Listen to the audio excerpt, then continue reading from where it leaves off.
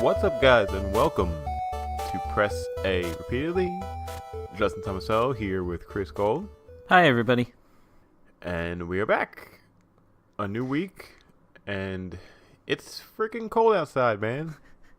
Yes, we're. I don't know about Justin, but right now I'm recording this from the middle of an ice block.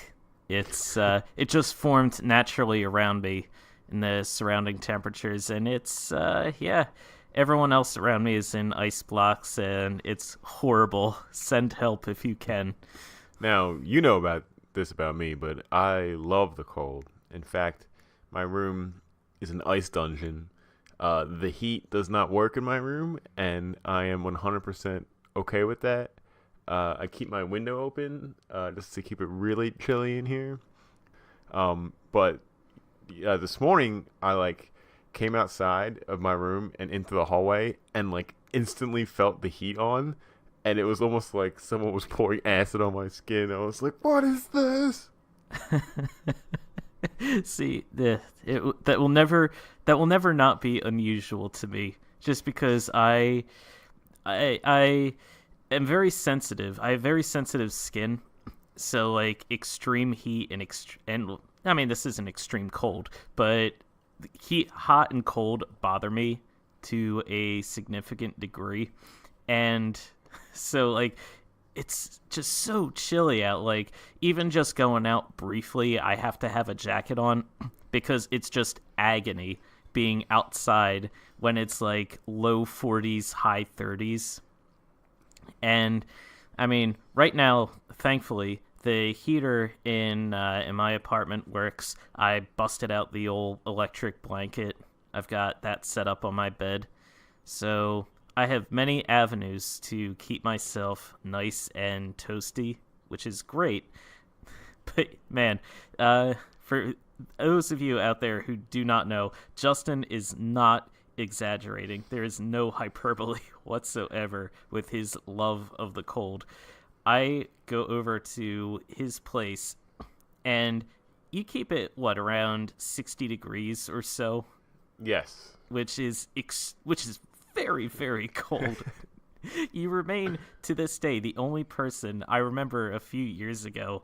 The temperature rose up to, I think, 55 degrees outside, and you were fanning yourself, complaining about how it was roasting, quote unquote, roasting outside.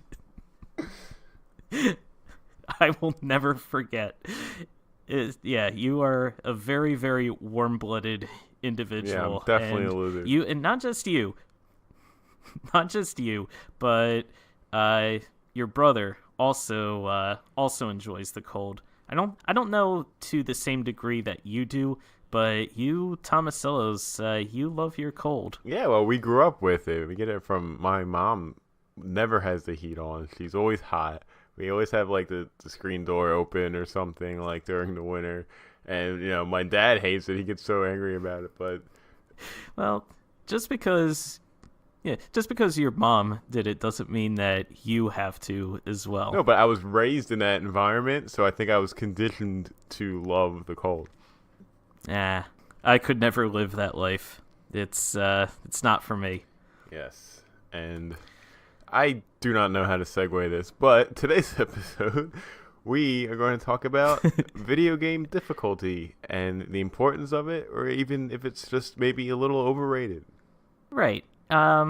Yeah, this kind of sprung to my mind this week as I was playing some of my games, and it was, it's an interesting topic when you think about it a little bit, how hard some video games can be, the whole notion that you have some games being easier or harder, or having different difficulty levels that you can adjust, and I think it's something that we're going to just dive in and explore a little bit. Yeah, and it's a topical conversation because I feel like lately there's been a lot of this debate and talk of games being too hard, or all the really unfair comparisons to something like Dark Souls for a lot of games. But even just this exact conversation of, is it okay to play a game on easy mode just to get through the game?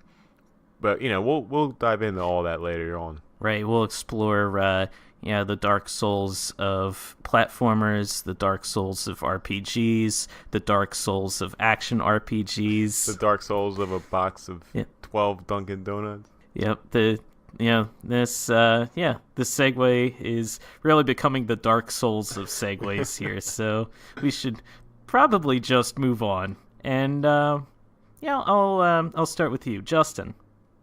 What are you playing? What are you playing? Okay, so this has been an excruciatingly light week in terms of gaming for me. Busy with work a lot, and I did game, but I played just more Mario, and I've talked that to death in the past 2 weeks, so I don't really think anybody wants to hear more about that. And the other reason why I didn't play any games was I started watching Stranger Things 2 this week, and it kind of like overtook me, and every night after work I would just watch a few episodes and then pass out. So I really just didn't have time to play anything because I was entranced with that. I need to do two things. One, I need to re-up my Netflix subscription. I actually had to, for cost reasons, kind of let that go by the wayside. But I need to pick that back up because, two, I need to check out Stranger Things Season 2. Because I remember it was based on your recommendation. I watched the first season, and I just fell head over heels in love with it. It was awesome. And I've heard nothing but good things about Season 2 so far, so I really want to check that out. Yeah, I was being really tough on it for some reason before I even watched it. I didn't think they would be able to make another good season because I felt like the first season was like it was like a story they wanted to tell, and they told it, and they kind of like wrapped it up, and like I just felt like it was going to be like a weird like stretch and forced continuation of the show. But finally I was like, you know what, I have to trust these guys. I love the first season so much, and I like forced myself to sit down and watch it. And even though I still think the first season's better, the second season is still really, really good. So when you do watch it, you're really gonna like it a lot. Yeah, I'm really really excited to check it out because it's got that old like 80s vibe of kids growing up and trying to find their place in the world, parents, their parents don't understand, that sort of thing. This whole supernatural drama going on. And I don't know, I'm kind of excited. I thought the first season ended on kind of an open-ended note. Like, it did leave a lot of room for exploration and seeing, like, ooh, what happens next? So, curious to see what happens next at some point, sooner rather than later. So yeah, next week I'm literally downloading a game right now to talk about for next week, and I'll be more into it, and I'll do my job better for next episode. Yep. Stay tuned next week, everyone. We're hyping it up. We're going to see what is this mystery game that Justin is downloading. I don't deserve this podcast. Yeah, all the more reason to stay tuned. But anyway, Chris, what have you been playing? This is why we are a great team. Because whereas you had a relatively light week in gaming, I had a kind of, or heavier than usual week in gaming. Played quite a few games this week. Of course, I played more of Mario Odyssey. Yeah, I'm trying to scoop up a lot of the extra power moons. And now, have you actually beaten the game at this point? So I'm literally like probably 20 minutes away from beating the game. The last time I played, I was like in the middle of Bowser's Castle world. And then that was before I started watching Stranger Things too. So as soon as I go back to it, I'm gonna wrap it up. Okay, so you have not beaten the game. You haven't gotten to any of like the end game stuff yet. Correct. Okay, because man, there are some challenges that open up after the end game, and I mean, there are some like I can talk about this one because I shared it. already is on Twitter. There are those challenges where you have the Koopa, and he's like, oh, walk around in a circle or follow this shape. Yeah. Where I have these triangles, and eventually they fade away. And I'm to a point where I can't tell you the environment I was in, not just yet because it's a spoiler for you. But I was doing this one where you have to walk around in a circle, and this was the advanced Power Moon. So I got the one where you have to get at least 60 points, and that was easy enough. That was fine and great. The harder one is you have to score at least 90 points. And man, last night I was having the hardest time trying to trace over these things. They're like, I was running around this circle. It's literally just a straight circle with like a little hill on the right side that you have to maneuver around, but it's not a significant obstacle. It doesn't like throw you off too much. And I could not get this circle nailed down. Like, I kept getting like 80 points, 82 points, 78 points. And what got me too was, as I was going around in this circle trying to like trace over this thing, the point system seemed kind of off. It does. Like, it definitely does. Yeah, it didn't make sense. Like, I was going around the circle, and when it overlaid my footsteps with what the circle looked like, and my footsteps went way out of bounds, and I was like, oh man, like this is awful. I'm gonna get like no points. And I got like 79 points for it, and I was like, huh, okay. So then this is the one I shared last night. I went around this moon, right? And I swear, if you look at the screenshot, it looks like a perfect circle. Like I traced over this thing perfectly. I was just like, I got 83 points. What? For that. And I was like, are you kidding me? I was just tracing over this thing perfectly. Like, why? Like, what more do you want from me? What more do you want from me? And that is why I shared it out. I blasted it in my rage because I'm like, come on, like, give me something, game. Like, help me. Like, I don't know what more you want me to do. I'm going on Twitter right now to find that picture because... And literally, no lie, the very next attempt I made on that circle, I got 92 points. I was like, man, are you kidding me? But yeah, it was, that's Mario, man. It can be frustrating, but it can be so great too. Like, I'm... Yeah, what? This is ridiculous. Yeah, you see that? Do you see that? It's almost perfectly laid over it, and I got only 83 points for it. I was like, are you serious? That's not cool. Yeah, but eventually I did get that moon, so I was like, whatever, it's fine. Like, but still, I was so upset. Yeah, I did no one once idea. that was like sloppy. Like it was like definitely off for at least one big section of it, and I was like, this is gonna be like maybe I'll get the 80 points. And he was like, all right, 100 points, perfect. I was like, what? All right, I mean, I'll take it. Yeah, not gonna look a gift horse in the mouth. Yep. Let me see. I also played a bit of Neir Automata this week. Right. Now, you got this right when it came out back in February, right?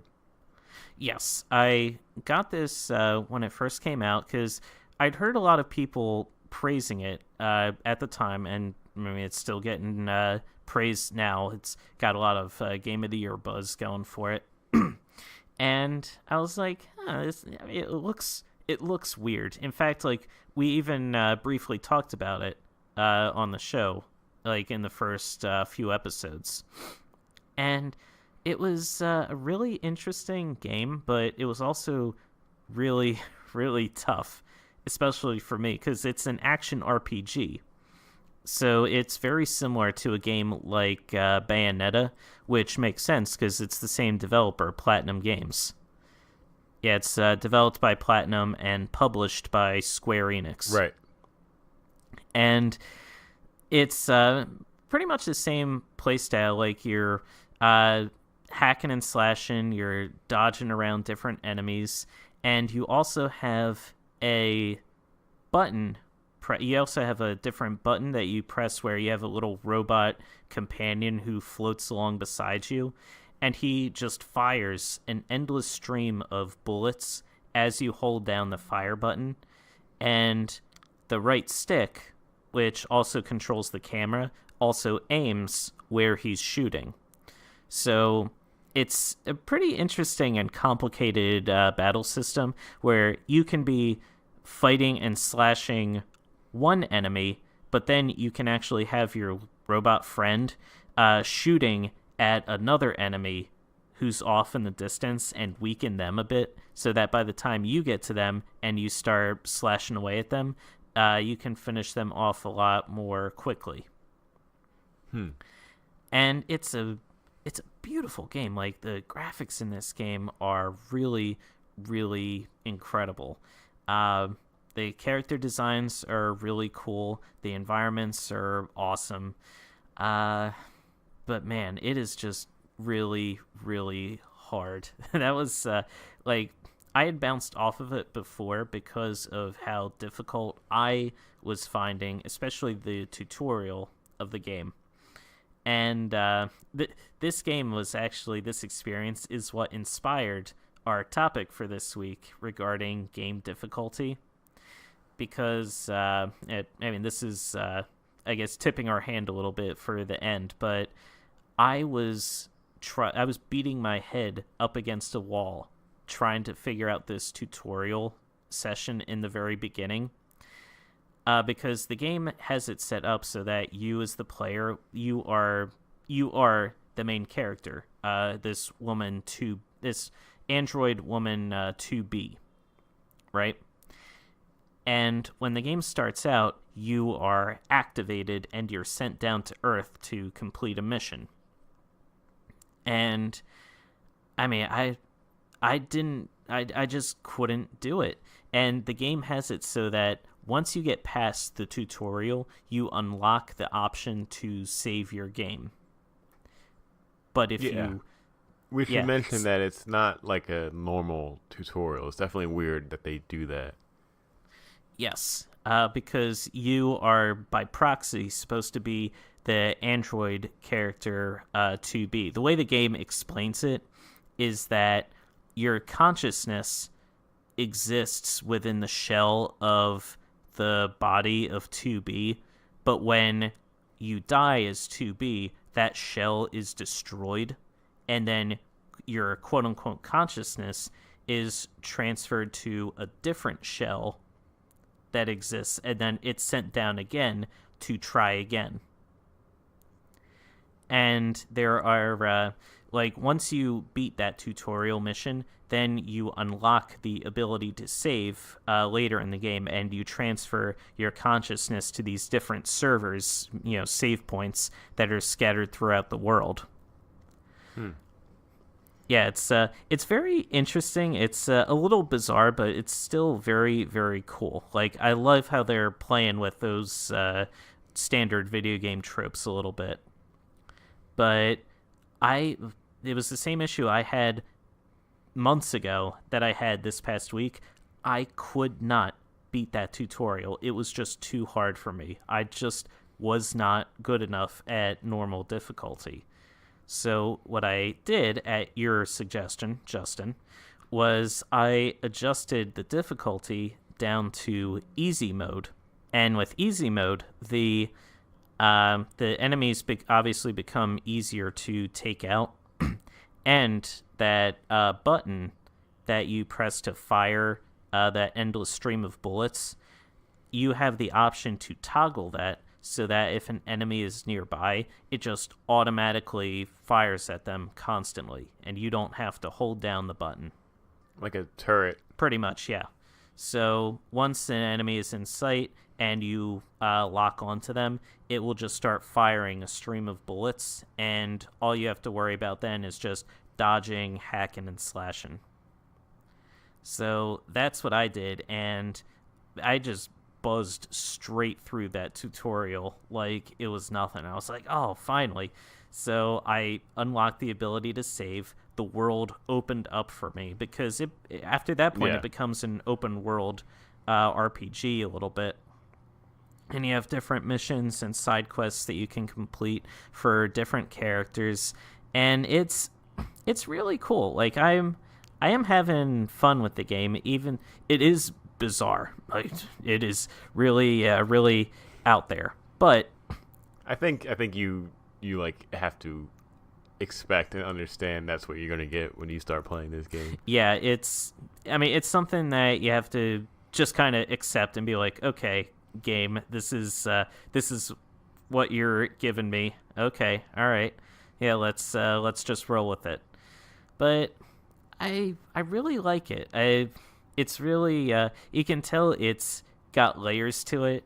It's not as cut and dry as it appears to be. Like it's a war between man-made androids versus alien-made androids that have invaded the Earth, and those androids kicked out the humans, and so now humans are trying to retake the Earth using these androids that they created.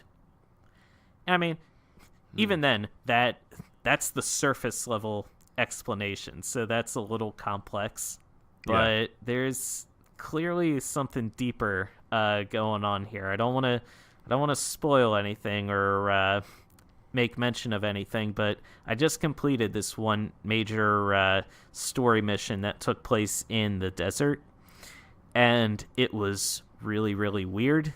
And I want to explore more and just see like, okay, where is this going to take me? Yeah, but it's really, really cool. I'm really having a blast with it so far. Especially the combat, just from a technical aspect, the combat feels really good, and it is very satisfying taking out these enemies. Yeah. Well, that's awesome. That addictive gameplay is gonna keep you going. Right, let me see. The other game that I was playing this week, aside from my indie arcade, was a little bit of Destiny 2. Oh, nice. Yeah, I was feeling a little bit of the itch. I'd heard that the faction wars were starting up again. Where Oh, are they? I didn't know that. Yeah, where you have to pick one of the three factions. I think it's the New Monarchy. Let me see. The Oh God. I don't remember them. Dark Moon or something like that. Yeah, it was like Wow. It was Dead Moon or something, and then Dead there Orbit. was Dead Orbit. That's it. Dead Okay. Orbit. That's right. It was Dead Orbit, New Monarchy, and the third one. And I picked the third one, which you can tell I'm a very Wait, you don't even remember the one that you I picked? do not even remember the name of the one that I am a faction of. That's how loyal I am. Future War Cult. Future War Cult. That's it. Yeah, them those guys. Yeah, I decided to roll with them, and yeah, it was just I'm just like trying to complete the different missions with them. I when I joined up with them, this was like I think 10 o'clock at night on Thursday, and the mission that the daily objective was complete 3 strikes by the end of today to get points for your faction. And I was like, it's like 10:30 at night, man.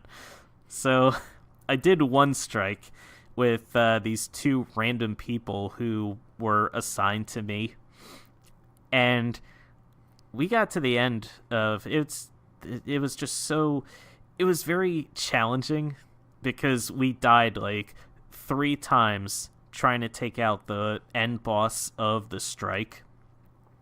And this isn't the weekly Nightfall strike. This is the other like regular strike. I think it was the Vanguard strike. Yeah. And we died 3 times, and those 3 times we had the final boss literally down to like maybe 2 or 3 pixels of health left, but he just lets loose an army of Vex that were just storming us on this little platform we were standing on, and it kept taking us out. Like we tried focusing on the the main boss and ignoring the little Vex soldiers, but they kept like peppering us and taking us down, and then the boss would like launch a big laser that would kill us, and it was very frustrating. So then, like at the end, what we decided to do was one person was focusing on the boss, and then two of us were focusing on the soldiers, and we were just taking out those little guys. And then like once we got a wave cleared, we would focus on the boss and for like a few seconds, and then we would turn and focus on the soldiers again and keep them at bay. And then we beat the strike, and Nice. we got that loot chest at the end that just has like a billion different things pop out of it for completing the strike. It was very rewarding. It was very satisfying. I could not do that 2 more times right in a row. So I was just like, well, adios, guys. Yeah, but hey, get that one. That's good. It's rewarding. Mm-hmm. Yeah, it's a very, very fun game. Like I like a lot of the different elements it's got to keep players coming back, but I don't know I don't know if maybe it's just bad timing for Destiny 2, because there are just so many other games that I want to play right now that a lot of the different objectives and things that they have to offer, like the strikes and the patrols and other sort of missions like that, aren't really enough to hold me for a long, long time, you know? Like, it's Yeah. not something where I'm like, oh, I have to keep coming back for this game. You know, I have to jump on a Destiny 2 and see what's going on next. It just doesn't have that pull for me, you know? Yeah, and I do think they do some of that purposefully. They have their DLCs coming out pretty quickly, and they have a plan. They did this with the first game where they have multiple DLCs spaced out, and that'll get you excited and back into it again, and ultimately to make them more money. And I think it works for a lot for the most part. Instead of just kind of putting everything in there and then leaving it to fester. Basically, they're gonna keep updating it and keep working on it for the next couple years. And it is a great game. It's a great groundwork. It's super addictive and looks absolutely stunning. So I think it's really gonna work for them. Yeah, I'm interested to see when this new DLC comes out, the Trials of Osiris. I think that's what it's called. Yes, it's I think it's this month, next month. I think it's next month. Yeah, it's in December when that's dropping. But yeah, that should be cool, because it's like the greatest guardian who ever lived, and I'm sure there's gonna be segments where like you have to fight him, or just complete like this major mission going on with him. I don't know. It should be cool to check that out when it comes. And Yeah. That's really about it for me. Well, I guess it's time for us to swipe left directly into the creepy arcade.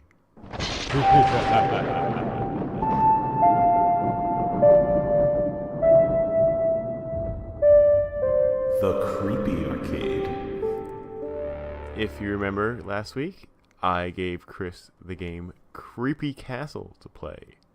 Chris, take it away. Okay, so firstly, by far the creepiest part of Creepy Castle is the fact that it has the word creepy in its name. For a game called Creepy Castle, this is very, very, very not creepy. In fact, I would describe this game more as like fun and charming. Like, Yeah, I mean that was like kind of the part of the joke when I assigned you the game was that it didn't look at all like a creepy game, but just the fact that the word creepy was in there. yep, it counts.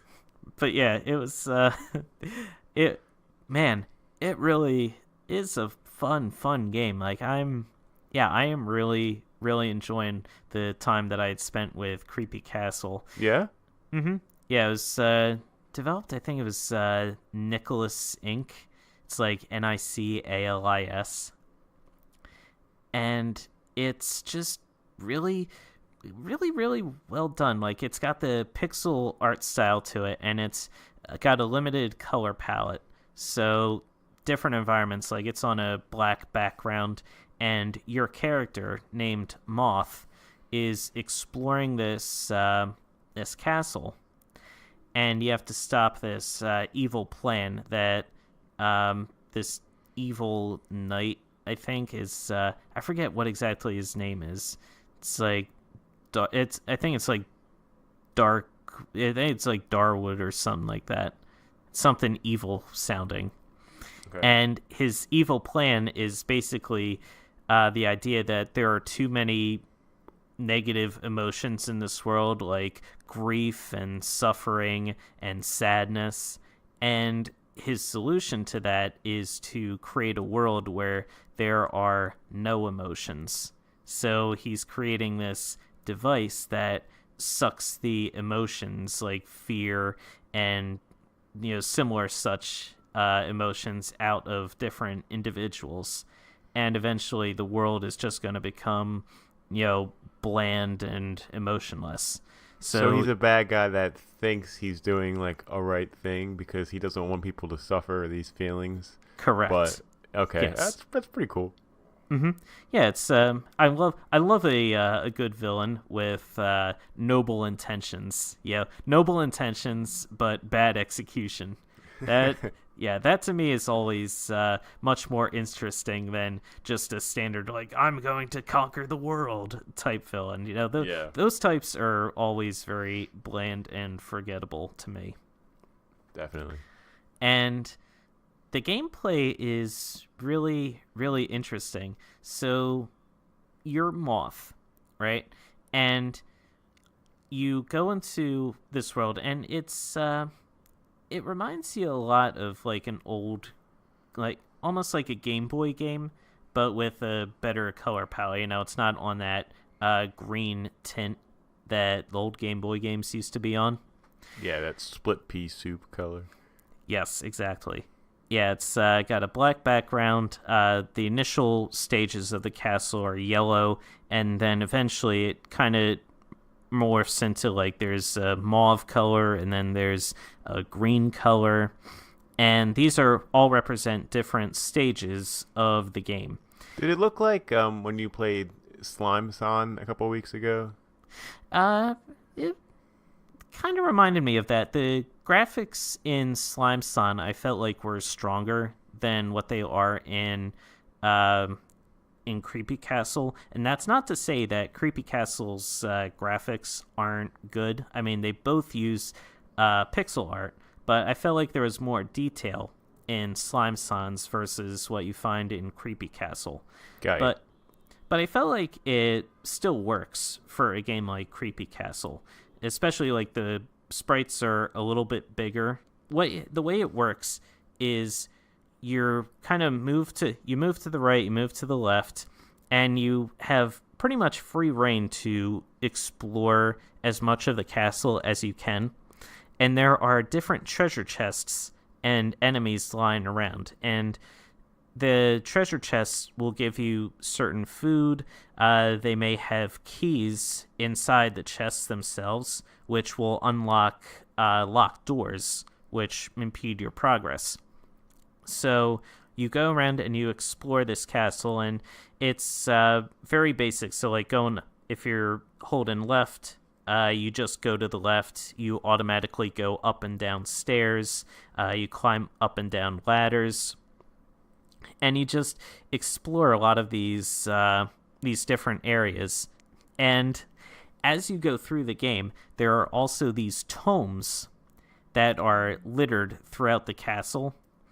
And you read these tomes, and they have different things written on them.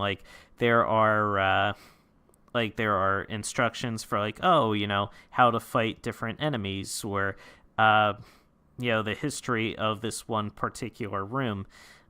These journals left behind by certain individuals who are in the room before you. And those types are my favorite because they're hilarious.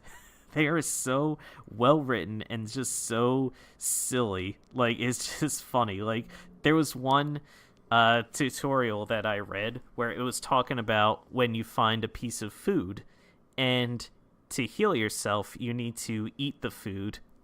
And then it was like, it told you, like, oh, to heal yourself, eat food. And that was like page 1 of page 6. And you go through the remaining 5 pages, and it is going like detail by detail through the process of how to eat. And it was like, grasp the food firmly with your fingers, place it in your mouth, condense your jaw slightly to remove a particle of food from, and place it into your mouth. You might feel some pressure as this is occurring. That's kind of great. I love that kind of stuff. Begin the mastication process to reduce the food particle down to a digestible level, and it's just like, it's just so funny because it just comes out of nowhere.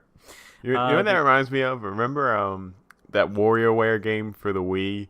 And like when it introduces you to like every minigame uses the Wiimote in a different way. And like when it shows you how to use the Wiimote, it like fades to these like beautiful illustrations. And there's this very like soft-spoken guy who's like, place the Wiimote firmly in your hand, like you are a forlorn lover, holding the hand of your sweet, beautiful fiance or something. Like, it's like so ridiculous and like overly dramatic for no reason. I do remember that. Yes.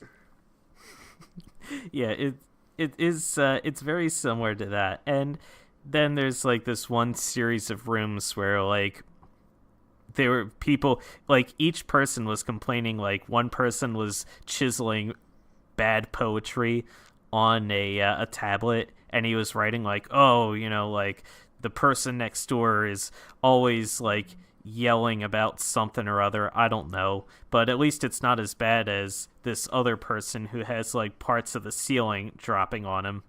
And then you go into like the next room, and as you go in, parts of the ceiling like fall down and you have to avoid them. And then you read like the journal there, and this person's like, this room sucks.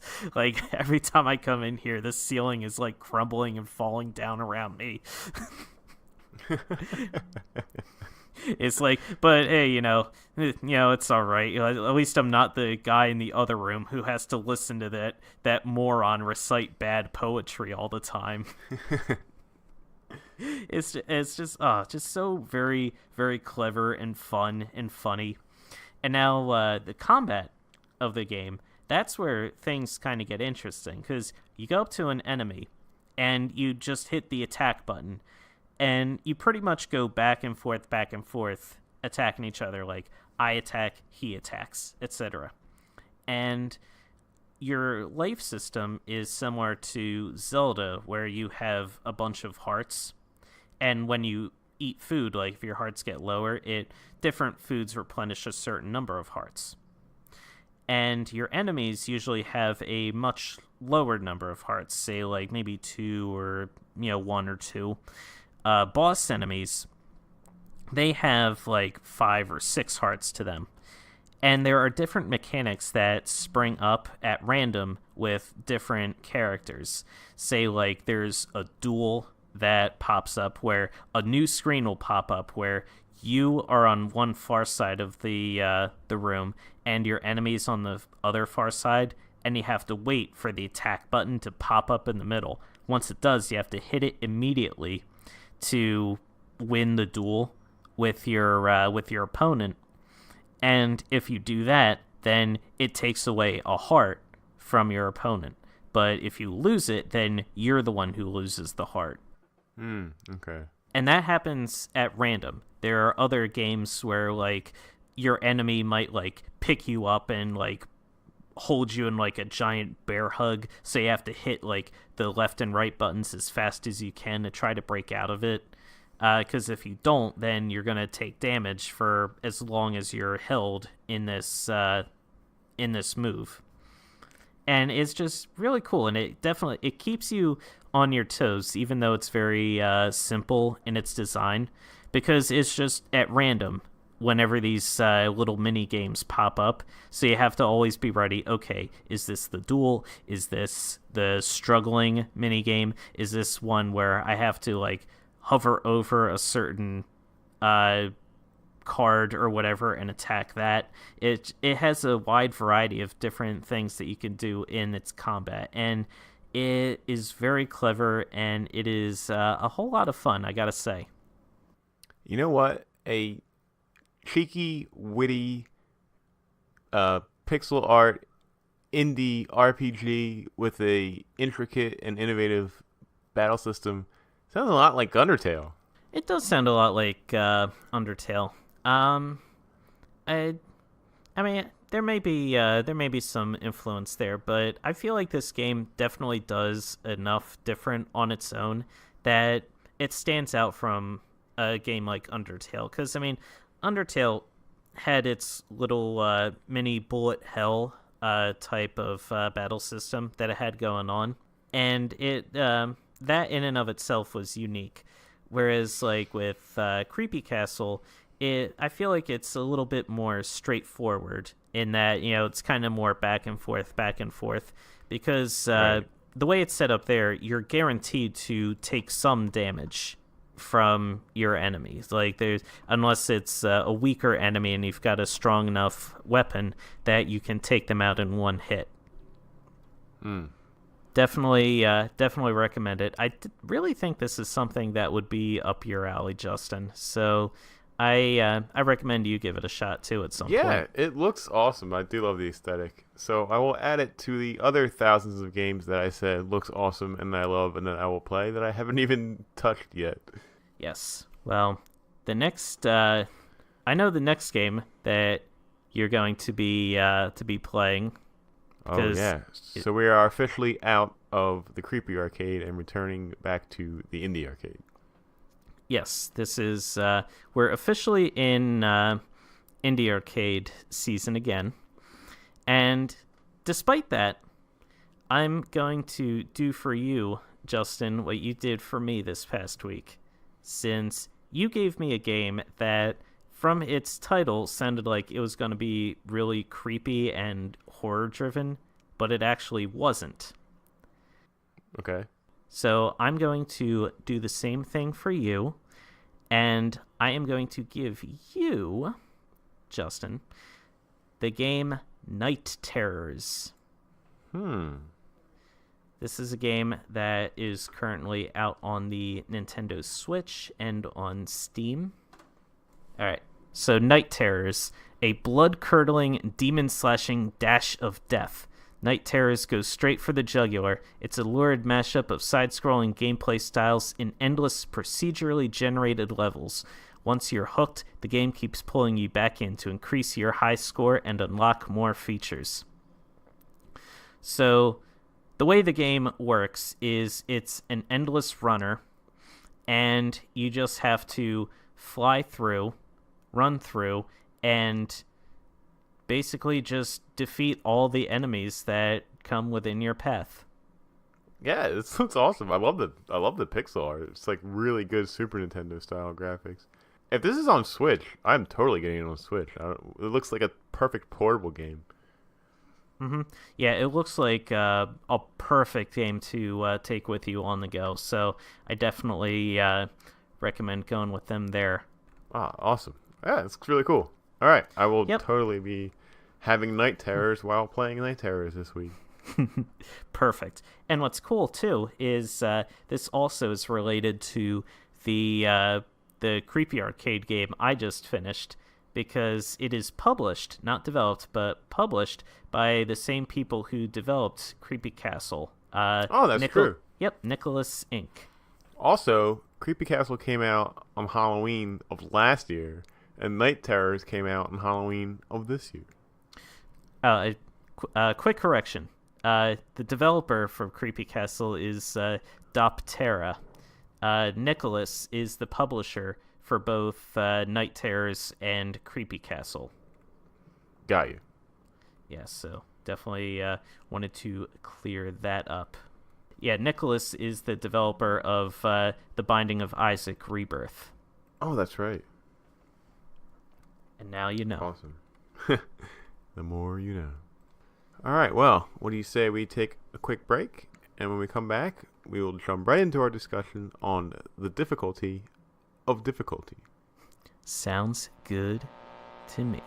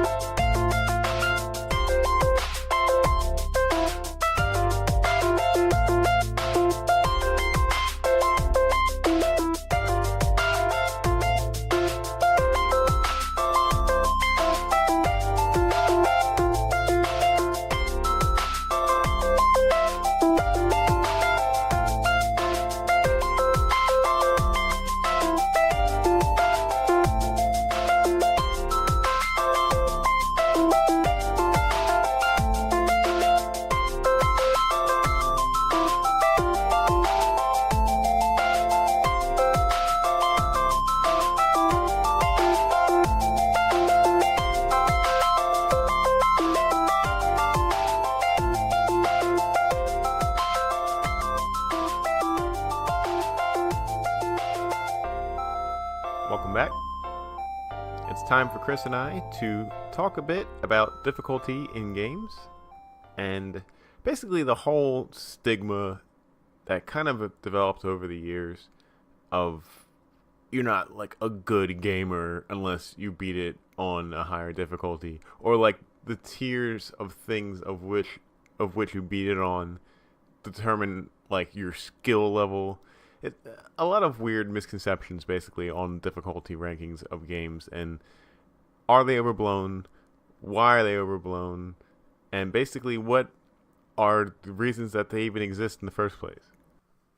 Right, and just it's just kind of interesting to explore, because I mean, like, it used to be before that like you'd have games on easy difficulty, and I feel like even like in the early days of video games, you never really had these different segments of a game where you break it out between, oh, this is easy, this is medium, this is hard.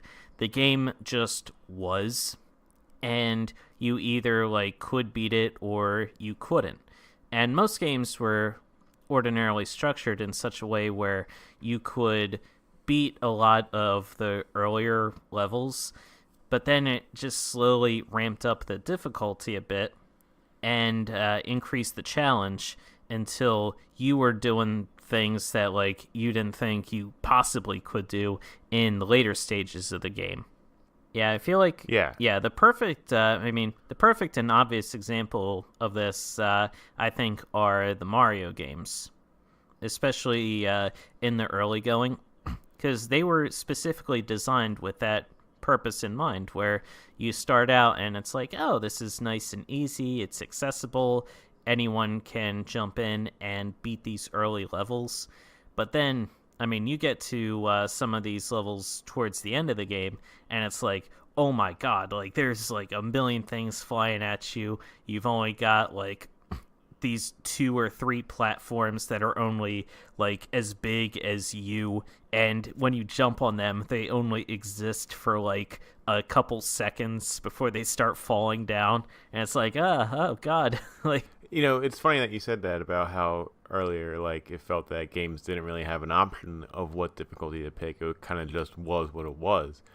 And it might be hard for some to remember, but the reason that was done back in like the late 80s, early 90s was that like the difficulty, it was made super hard so that people would play the game longer because the actual length of the game that was like developed really was only like probably like 20 minutes to maybe like an hour. They were very, very short games just because that was they had to be for the hardware at the time for it to fit onto, you know, the NES or something. So they made it very difficult so that you would have to be playing it a lot to get better at the game and to progress through the story. Basically to stretch out your dollars.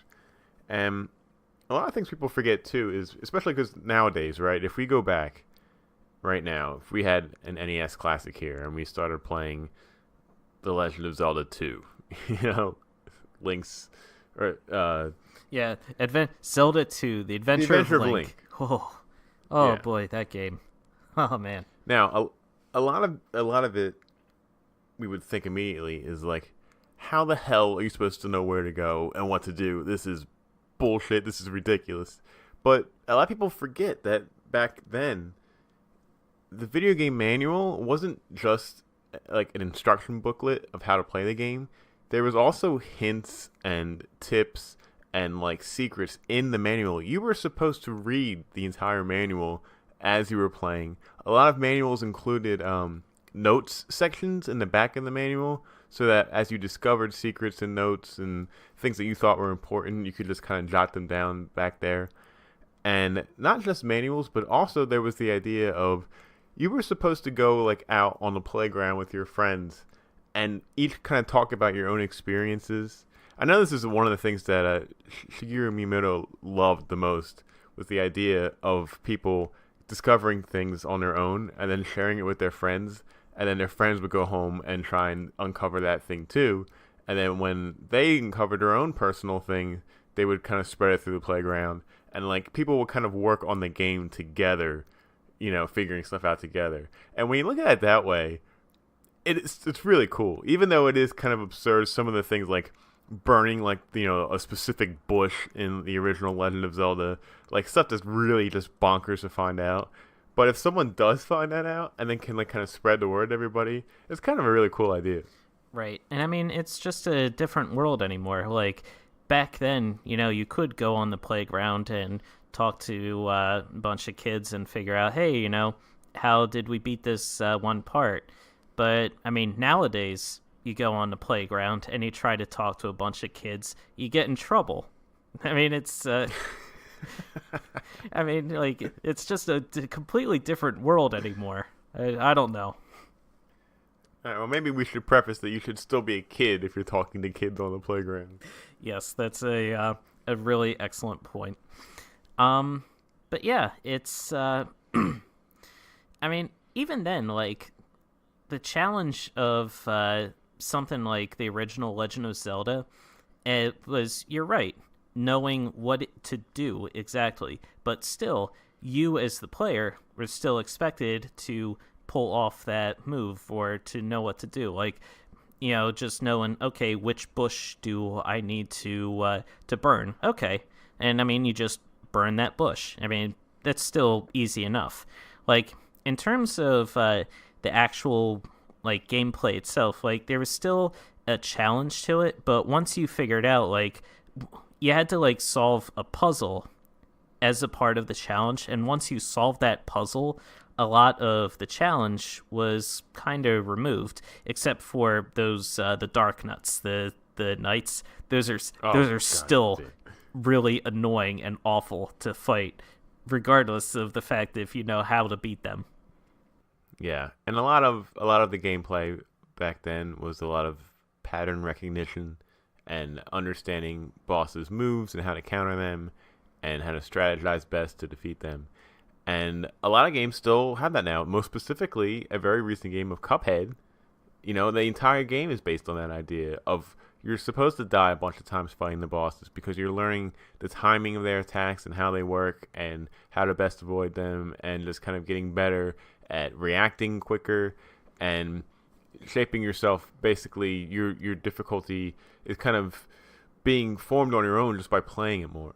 I'm glad you brought up Cuphead too, because Cuphead is, in my mind, a specific example of a game where it's a very, very challenging game, but you aren't allowed to progress in Cuphead unless you beat it on the higher difficulty level, which is interesting because you have the option before each boss fight or before each platforming segment that you can adjust the difficulty of the fight down. You can either have it on normal or you can have it on simple. And if you beat the boss on simple, then you can say, yeah, I beat the boss, but you won't actually, in game, they say, like, oh, you don't get the contract unless you beat them on normal difficulty. Like, the game actually tells you, no, you have to beat this game on a normal difficulty if you want to progress. Yes, but it works well in the fact that you can still progress, move on to later bosses in the game. But the idea is you can't physically beat the game, like beat the final boss, unless you go back. Like basically, by the time you get to the final boss, you have to go back and beat all those previous bosses again on the normal standard difficulty. Well, not really, because the only way that you can progress is you need to actually get the contracts, right? At least that was the assumption, because you unlock. Oh, maybe you're right. Yeah, because you unlock the next island because King Dice is at the end of each island, and unless you present to him the soul contracts for all the bosses on that island, he won't let you progress to the next island. I see. This is where I embarrassingly admit that I haven't even left the first island of Cuphead yet because I'm still stuck on that freaking balloon blimp lady boss. Yeah, those bosses are just so hard. It really is incredible. Like, you look in the past several years of video games, and they absolutely have become a lot harder. I feel like over the past few years, and it's just funny because I remember when we were younger, like back in high school and even through college, like in the early to mid 2000s, I remember a complaint that we made a lot and we heard a lot was games at that point were kind of easy. Like the GameCube, PS2 era games, like a lot of those games were really, really easy. Like they had challenging moments, but a lot of game design thought at the time was to keep the games easier so that they were more accessible to a wider variety of people out there. I mean, I almost hate to say it. I almost hate to bring it up because it's become so cliche at this point. But then you have like the Demon Souls and Dark Souls series pop up, and they kind of remind a lot of gamers and game developers that, hey, it's okay for a game to be challenging in and of itself. Like, gamers will still respond positively to a challenging game. Yeah, that was what I was about to actually say, was that there is now this renaissance of hard games that has been brought specifically up with Demon Souls and Dark Souls, and people just really enjoying these very difficult games, and I guess the reward and thrill of beating them. That difficulty has kind of it's like a popular thing now that a lot of people want. It's trending, if you will. And it's not even just like Demon Souls and Dark Souls. Even if you look at almost the indie crowd, you look at games like the Kaizo Mario series. This was a series of like ROM hacks that a bunch of people had gotten together where they ripped sprites from Super Mario World and they put them together in these just ridiculously challenging just emulators. Yeah, they created these whole mini games that were just almost impossibly challenging platformers that like no regular person could be able to pull off without a significant amount of practice and trial and error. Yeah, those are a whole new breed. Like those aren't for me, but I definitely respect the people that have gotten so good at those and just kind of almost like bending the rules of the game to kind of get through these crazy levels. It's really fascinating to watch. Yeah, like those runners who take on like Kaizo Mario, or even, I mean, like Kaizo Mario is ancient at this point in gaming terms. Like now everyone's kind of moved on to like the Mario Maker levels where people are were designing like these crazy levels within the confines of Mario Maker and challenging each other. I mean, they are taking a lot of rules and abilities that I didn't even know you could pull off in some Mario games, and those are like core mechanics of these games, of these levels that you have to be able to get through, and you have to adjust on the fly to a lot of different obstacles that are thrown your way. And I guess that kind of leads me into like the next point of how like hardness in a game, like gaming difficulty, became like so, for lack of a better word, fetishized, where it became entertaining to watch a lot of people through like Twitch and YouTube, etc., and watch them try to run through these challenging games, like the those crazy hard Mario Maker levels, the Dark Souls and Demon Souls games, and people really enjoyed watching people try to complete these games, and not even just complete them, but complete them on harder like difficulty levels. Like the harder the difficulty, the more impressive the accomplishment, for good reason. Yeah, and I think a lot of it kind of it runs parallel with a competitive personality.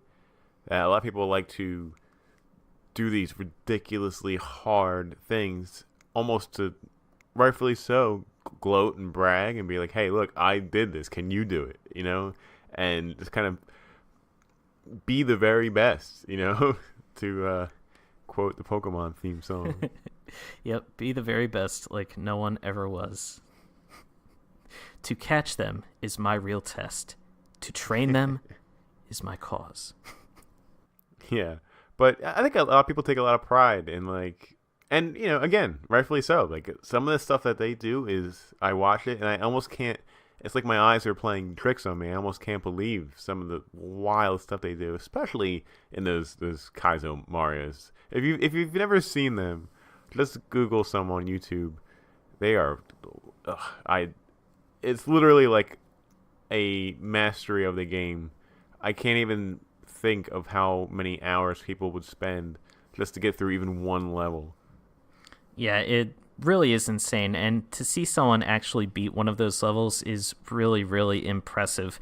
And that's the thing that I guess a lot of people forget, and it's sort of what I forgot this past week as I was trying to play Near Automata.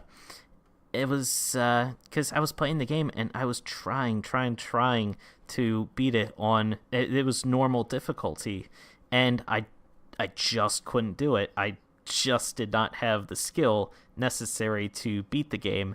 Well, not even to beat the game, but beat that tutorial on normal. So even when like Justin, you told me over Twitter just to adjust the difficulty down to easy, I gotta admit, like I felt like a twinge of like guilt and shame. Yeah, Oh, like man, I can't believe I actually have to do this. And I adjusted the difficulty down and I beat the tutorial. But you gotta, and I have to remember, like this is a lesson that also applies to me. There is no shame in beating a game on easy, because like we are not these insane game, and you know, we are not these extremely talented gamers who are just so good and so talented that they can pull off these tricks and are able to beat these incredibly hard video games on these incredibly hard difficulties with ease. They're we watch them because they are not the norm. They're exceptional. That's why we Right. tune in to watch. But and that's not to say that we as individuals are not exceptional. Everyone out there is exceptional in their own special little way. But we are not we're not that good. And that's why this easy difficulty exists for a reason. It exists for people out there like me who just some games are just a little too challenging. You're right. I mean, there's that weird false pride thing, right? Where it's like I can't play this on easy. I've been playing games my entire life. I can't just bump it down to easy. If I can't do normal, why am I even playing this game? And that right there is just a bonkers thought, you know? Because if you're playing a game and you're at the point where you are dying like a frustratingly amount, your options are to bump down the difficulty or just stop playing the game. I guess the third option is to keep playing the game until you get better at it. But who has that kind of time nowadays, you know? Especially with all these other games that came out this year that you got to play. Right. So, in terms of people like us, I feel like this goes for a lot of people. You're not trying to prove anything and like brag or like just say, oh, I beat this game on the hardest difficulty. I think it's more important, and a lot of people don't realize this, to just play through the game and experience the game and you form your own opinion of the story and just kind of, if you have to bump down the difficulty to do it, then do it. There's nothing wrong with that. And I think a perfect example for this, very topical, recent release that I really want to play, and whenever I get around to playing it, I'm going to do this, is Wolfenstein 2. I've heard a lot of people say that the story is off the walls, bonkers, crazy, like, but also really emotional and tragic and well developed and well written. And I really am curious. I want to see this story. But I've heard from a lot of people that the gameplay is just not really that great and can be really difficult at times.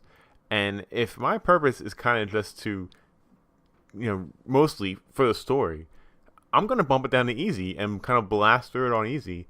And I'm not going to have a problem doing that, because my goal is just to complete the game, not to prove to anybody that I did it on, a higher difficulty and you just kind of basically brag about it or anything. I want to complete the game. There's so many other games that are out now that I have to play still too. Time's definitely a factor, especially when we're older and we're working all the time. And there's just, who are you trying to prove to? We're not like 8 anymore. We're in our 30s. It's you basically, you want to appreciate the game that this team has worked on, that these developers have worked on. And if you're going to bump it down to easy to play it through, there's nothing wrong with that. Really well said. I don't think there's really too much to add on to that statement except just, say, yeah, there's nothing to prove to anyone else. You're 100% right there. It's just a matter of beating the game. Who's going to really talk to you and be like, oh, yeah, I beat Wolfenstein 2. And they're going to look at you side-eyed like, you beat it on normal difficulty, right? Like, that doesn't happen. Yeah. It just be like, hey, I beat Wolfenstein 2. Oh, great, cool. And that's the end of it. Like, there's no, you're not like a streamer showing off for a bunch of people. You're not like a Let's Player and saying like, oh, check out this awesome trick that I'm pulling off. You're not trying to demonstrate your skill to anyone in particular. You just want to beat the game. You just want to experience the game. Now, if you want to go back and if you want to give yourself that challenge at some point, then bump the difficulty up, train yourself. And if you get to a point where you say, you know what, let's make this even more challenging, then bump it up again. And you have that option, which is really cool. And I guess it kind of leads me into kind of my last point. Justin, what are what is your preference for how games present difficulty? Do you prefer when a game has these modes where you can say, oh, let's set it to easy, normal, medium, hard? Or do you prefer something similar to Mario Odyssey's approach, where it has its core gameplay where you can beat the main game pretty easily, anyone can, but then you have these extra power moons and these extra challenges that more advanced and more skilled players can eventually go for in and of themselves if they want to go back. I think that depends on the tone of the game and what they're going for. Like Mario Odyssey is obviously like a family game that anybody can play. You know, that's the experience they want. And if you have something like Wolfenstein 2, you know, you're going to have advanced players that want a stronger difficulty, and you're going to have people that are a little bit more casual that might want to keep it easier. And I think it's easy to forget that the tiers of difficulty are there not to make you, you know, feel better about beating one on another, but they're there to get you to complete the game. You know, if you want to play on easy, you put it on easy, and you'll get through it. If you want more of a challenge, you go up. And a lot of these tiers will reward you for playing on a tougher challenge. And that's an interesting approach because not only do you have like this reward, this goal that you're trying to get, but it also adds replayability to these games where like, okay, like you said earlier, all right, I played through it on easy. I'm really comfortable with the controls now. I kind of like understand how the enemies work. Now I can bump it up and try and get this added incentive that's there. Like maybe there's a better ending if you beat it on normal or hard, you know? And I think that's totally fine. You know, you work up to it. You get this reward that you earn by playing the game, learning how to play it better, getting better yourself, and then uncovering this reward at the end. And for something like that, you know, I think that works totally fine. But yeah, to answer your question, it depends on the type of game and type of environment that they're trying to present. And that basically, like, you know, Zelda's a good example because they just had the master mode, right? Where it has harder difficulty, where the enemies have more health, they regenerate health, there's new tiers of enemies, you think you take more damage, you know, and there's a group of people that would really like that and love to play through that game again, you know? The master mode didn't come out with the game, it was DLC. So that's kind of a good idea where it came out after a lot of people had already beaten Zelda, so it was like incentive to go back and play it again. You know, so again, I think you have to really focus on the type of market, the type of people that you want playing this game, and then you cater that decision to them. Yeah, there's a lot of different games out there that handle, I guess, their difficulty in different ways too. Like, I know the Kirby series is famous for literally anyone, like someone as young as 6 could literally fly through the entire game and eventually beat it, you know, skipping most of the level. But it's also designed in such a way where older, more experienced gamers, they may want to look for a challenge, and there are challenging aspects to a Kirby game if you're willing to explore the levels. I think I was watching a while ago, I think it was Extra Credits on YouTube. I think it was them. They had a video where they were describing something just like this, where Street Fighter 2 has those, they have the fighters and the different movesets where literally you can spam one move over and over again and you can win most any match, right? Like you have E Honda with his like 1,000 slap thing that he does, and you can just spam that over and over again, and you Right. can, and for younger players this is great because it ingratiates them into the game and they're like, ooh, you know, I'm winning all these matches, this is great, winning is fun, I'm having fun with this game. But as time goes on and as you know, they get older, they may get bored doing that because, I mean, you're literally just spamming one move over and over and over again. You know, how fun is that really from a gameplay perspective? So then you start to notice, like, other players are pulling off these really intricate moves, and a lot of these moves are getting around that like one move that you're spamming over and over again. So the gamer is inspired, aha, there are these other moves out there, let me trying them out. And that's how they eventually hook you into saying, all right, you've got this mode that, and it's not even just a mode, it's just a style that's ingrained in the design of the game itself, where younger players can play the game and it's accessible and it's fun.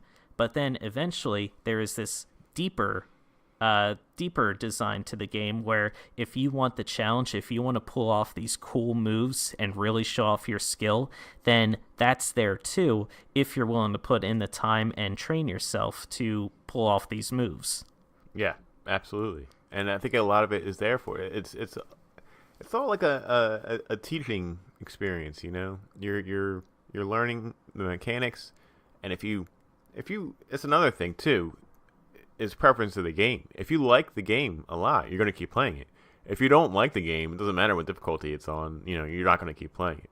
So if it has difficulty tiers and you like it, you're going to learn to get better at it, and eventually you're going to want more of a challenge and you're going to bump it up. And, maybe you'll get to the very hard or the extreme or whatever, and then you'll realize, okay, this is something I can do now. So future games that have the tiers and that you really like playing and you're really addicted to, you're going to do it again. Right, exactly. So, yeah, I think that's about it. I mean, this is a great topic to help me feel better about adjusting the difficulty down to easy. Funny that you picked this topic this week. Yeah, I chose this topic to help justify it to myself and to everyone out there. Yeah. But no, in all seriousness, it's there is nothing wrong with playing a game on easy.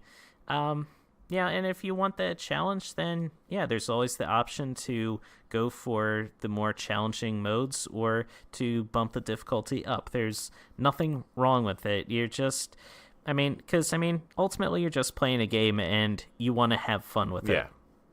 That's the bottom line is, everybody wants you to play the game. The developers want you to play the game.